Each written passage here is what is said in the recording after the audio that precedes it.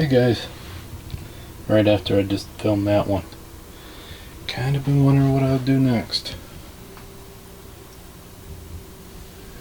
I think I'm even staying up past his bedtime. He's still sleeping. But I did some organizing, and I just don't know which one to do next. Just don't know. That one's probably about three boxes deep.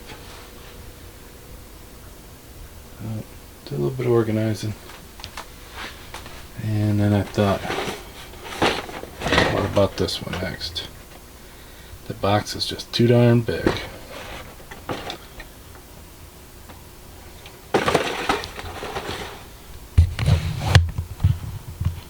It's even got Mr. Horsepower. So that'll probably be the next one I do.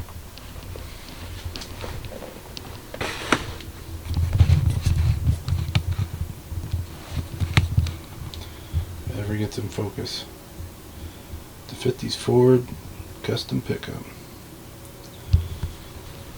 It's a 1/25th scale. And this huge box. I like to make more room for other ones, so I might as well do this one next. Alright guys, I'll talk to you later. Bye. I guess he heard me talking about him. He finally woke up.